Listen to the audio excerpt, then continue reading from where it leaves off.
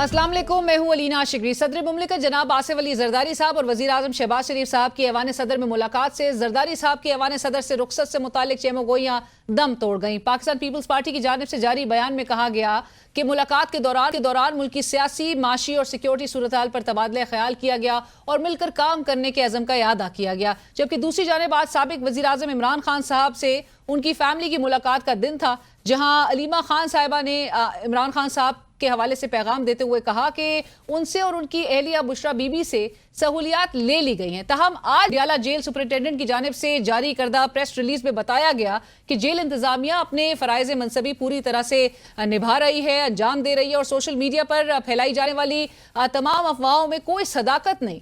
खान साहब को जेल में बी क्लास की वो तमाम सहूलियात फराम की गई हैं जो दीगर किसी भी बी क्लास कैटेगरी के कैदी को दस्तयाब नहीं। डॉक्टर्स दिन में 3 मरतबा उनका तिबी मुआयना करते हैं और गुज़िश्ता 2 हफ्तों में उनके तमाम वाइटल्स चेक किए जाते हैं। 7 सेल्स पर मुश्तमिल कॉम्प्लेक्स के खुले सहन में वॉक और एक्सरसाइज साइकिल की सहूलियात दी गई हैं।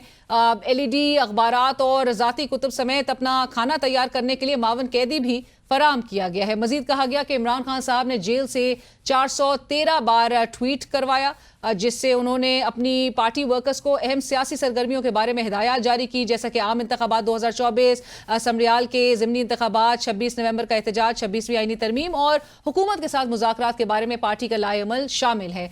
45 मौके पर उनके बयानात मुल्की मीडिया की सुर्खियों का हिस्सा बने, जबकि 10 बैनुल-अक़वामी मीडिया चैनल से खान साहब इंटरैक्शन कर चुके हैं। चेयरमैन पश्तूनख्वा मिली अवामी पार्टी वो आज हमारे साथ हैं। I am very honoured. Mahmood Khan Achakzai साहब, अस्सलाम वालेकुम, बहुत शुक्रिया प्रोग्राम में हमें ज्वाइन करने के लिए और बहुत शुक्रिया आपके वक्त का। अचकज़ई साहब, गुफ्तगू का आगाज़ इसी बात से कि आप चूँकि ये एक बड़ा पोटेंट प्लेटफॉर्म समझा जाता है जिसकी आप सरबराही करें, तहरीक तहफ़्फ़ुज़ आईन पाकिस्तान, ये गुज़िश्ता साल अप्रैल में तश्कील दिया गया।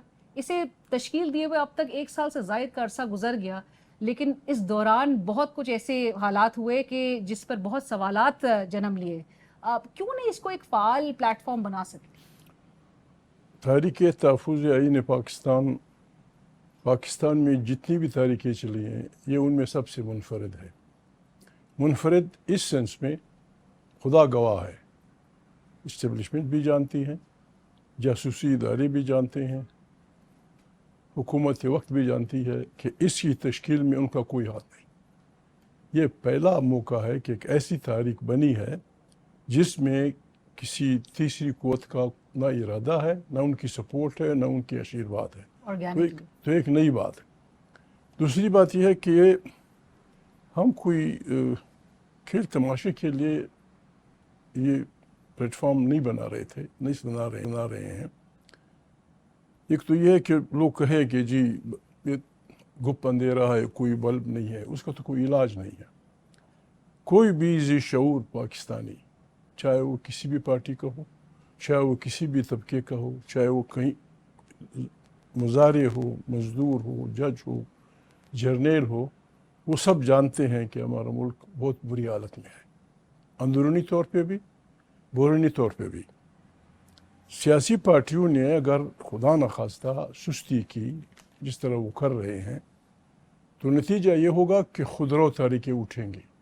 कल आपने बाजोड़ में देखा, वज़ीरिस्तान में देखा, यही हमगीर सारे फाटा में लाखों लोग निकलेंगे, और जब लाखों लोग निकलेंगे उनकी रहनुमाई सियासी लोग नहीं करेंगे तो वो कोई भी रास्ता ले सकते हैं जो इस मुल्क की बिल्कुल जीत के लिए ख़तरा है।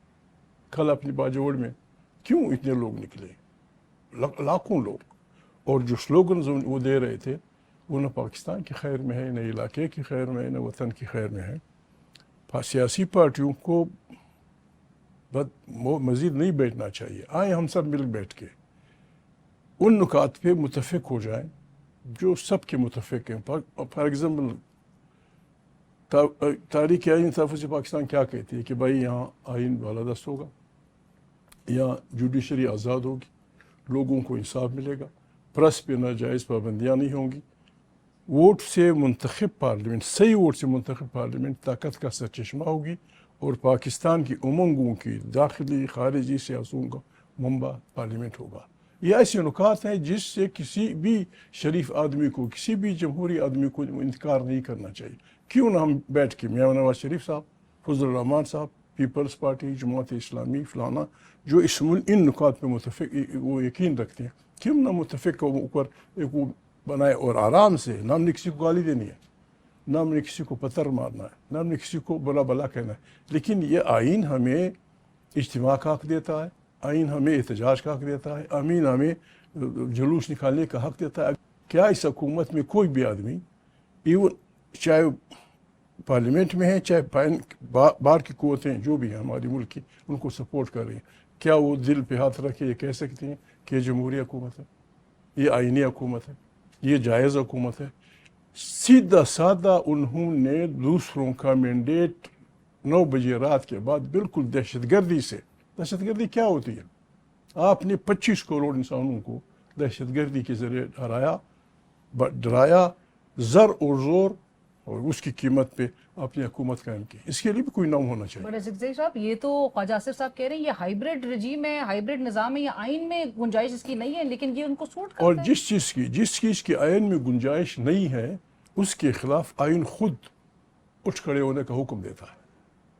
ہم ایک دوسرے کو گالیاں دیتے ہیں، ہم ایک دوسرے کو برا بلا کہتے ہیں، لیکن آئین جس آدمی کو غدار کہتا ہے وہ کہتا ہے وہ آدمی جو آئین کو رند دے گا، آئین کو سسپینڈ کرے گا، آئین کو معطل کرے گا. اور تمام قوتیں اور تمام ادارے جو اس کو سپورٹ کرتی ہیں وہ آرٹیکل 6 کے اندر آتی ہیں. آج بین الاقوامی اداروں کی رپورٹ یہ ہے کہ پاکستان کے 47% لوگ غربت کی بالکل. کہاں سے یہ لوگ آئیں گے؟ کیا ان کو آپ مجبور کر رہے ہیں کہ وہ چوریاں کریں، آگ لگائیں، قتل و قتال میں فارغ ہو؟ کیوں اپنے آپ کو ملک خراب کر رہے ہو؟ کیوں؟ ضروری نہیں کہ تم وہ ہو.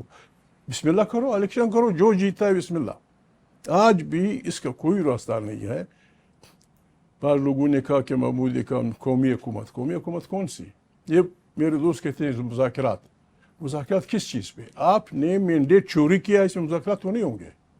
اس پہ مذاکرات یہ ہوں گے کہ شرافت سے وہ مینڈیٹ، جیسے کوئی کسی کے گھر کا سامان اٹھا کے لے جائے، اسے تو مذاکرات نہیں ہوں گے. اس کے خلاف تو رپورٹ درج کی جائے گی، پولیس کو FIR ہوگی کہ بھائی میرا سامان مجھے دو. جب یہ سامان ہمیں مل جائے گا پھر یہی جن کا نام ہے لیا، نواز شریف صاحب، فضل الرحمان، جماعت اسلامی والے، جتنی بھی ہماری سیاسی پارٹیاں ہیں، یہ سب مل کے ایک قومی حکومت بنائے اور اس بلا سے ہماری جان چھڑائیں.